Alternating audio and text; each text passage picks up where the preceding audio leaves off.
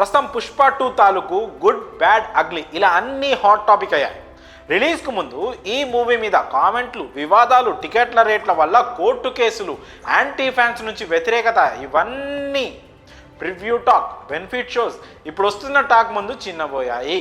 Box office రికార్డును ఏలేయడానికి వచ్చేసాడు Pushparaj. Cinema చూసిన ఆడియన్స్ అంతా సుకుమార్ బన్నీని తెగ పొగిడేస్తున్నారు. అసలు మాస్ మూవీని ఈ రేంజ్లో సుక్కు ఎలా డిజైన్ చేశాడని ఆశ్చర్యపోతున్నారు. ఇక బన్నీ యాక్టింగ్ను వర్ణించడానికి చాలామందికి మాటలు దొరకడం లేదు. ఆ రేంజ్లో అల్లు అర్జున్ నట విశ్వరూపాన్ని చూపించాడు.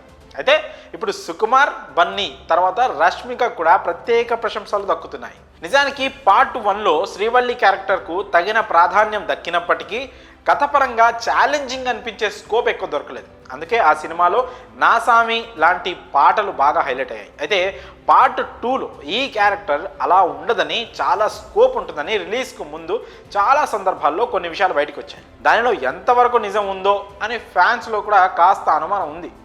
పార్ట్ 2 ఫస్ట్ హాఫ్ కంప్లీట్ అయ్యేంత వరకు కూడా ఈ అనుమానాలు ఇలాగే ఉన్నాయి.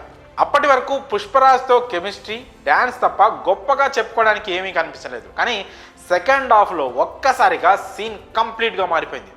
జాతర సాంగ్, ఫైట్ ఎపిసోడ్ అయ్యాక భర్తను అవమానించిన వాళ్లకు క్లాస్ తీసుకుంటుంది. ఈ సీన్లో రష్మిక మందన్న ఏకంగా బన్నీనే సైడ్ అయ్యేలా డామినేట్ చేసింది. ఈ సీన్ను ఇలా డిజైన్ చేసినందుకు ఈ క్రెడిట్ సుకుమార్కే దక్కుతుంది. కానీ తన మీద పెట్టుకున్న నమ్మకాన్ని నిలబెట్టుకున్న శ్రీవల్లి గురించి ఇప్పుడు అంతా స్పెషల్గా చెప్పుకుంటున్నారు. అప్పుడెప్పుడో నరసింహనాయుడు సినిమాలో బాలయ్య అన్నలకు సిమ్రాన్ వార్నింగ్ ఇచ్చే సీన్ ఒకటి ఉంటుంది. ఆ సీన్కు థియేటర్లు దద్దరిల్లిపోయాయి. ఇక ఇప్పుడు ఇన్నాళ్లకు రష్మిక ఆ స్థాయిలో అదరగొట్టేసి విజిల్స్ వేయించుకుంటోంది. తనకిచ్చిన క్యారెక్టర్కు 100కు 100% న్యాయం చేసింది రష్మిక.